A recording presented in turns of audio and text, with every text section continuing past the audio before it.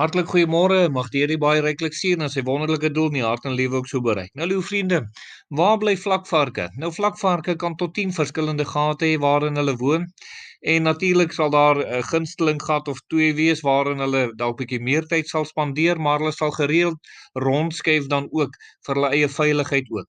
Wanneer daar kleintjies is, sal hulle so bietjie langer in 'n sekere gate dan ook bly. Stormwaterpype onderdeur paaie is ook 'n gunsteling plek om te bly.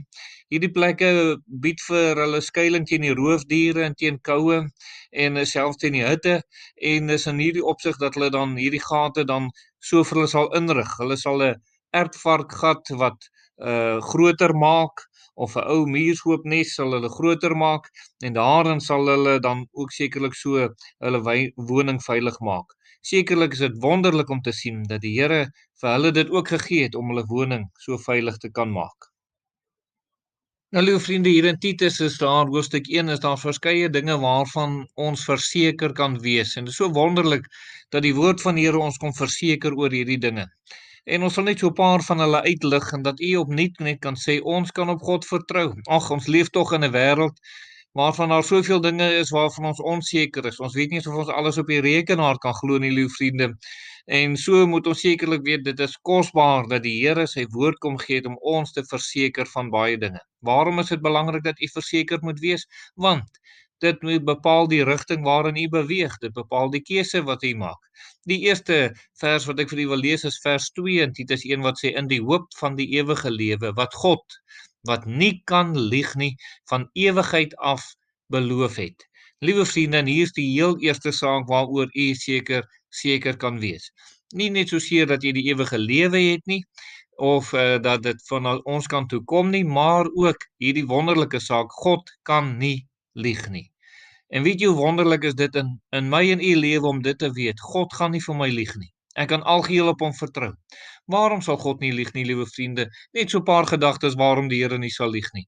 Hy sal nie lieg nie want die Here sal teen sy eie woord gaan as hy lieg en dit sou sonde wees en daarom sou hy nooit aan die kruis kon sterf nie.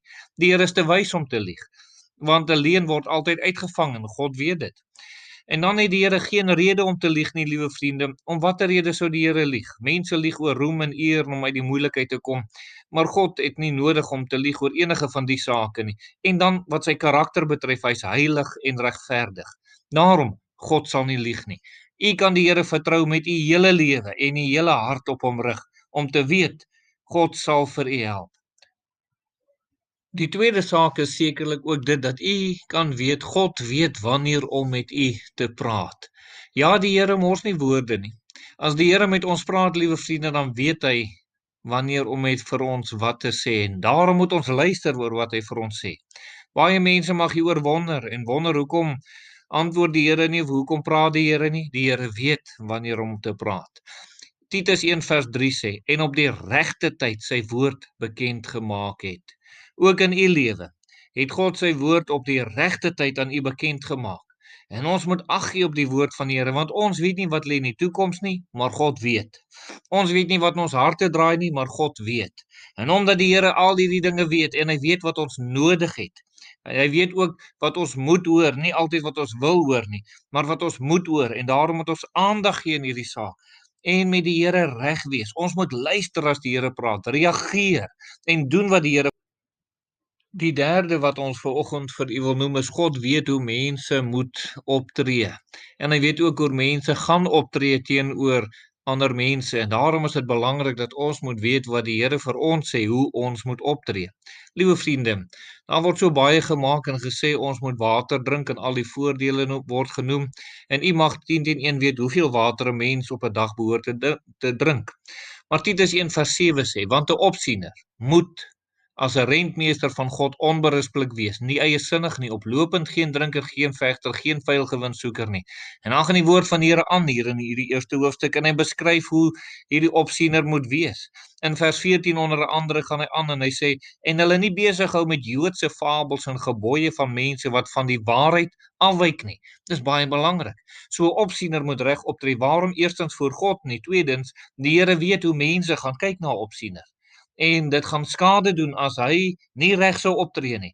En daarom moet elkeen van ons weet, man, vrou en kind, as die Here vir ons sê ons moet so optree, moet ons dit doen, want die Here weet hoe ons as mense werk. Kom ons bid. Ons dierbare Here, baie dankie dat U vir ons die versekering gee van hierdie 3 sake en dat ons absoluut doeteenvoudig net aan U kan berus, want U is God. Amen.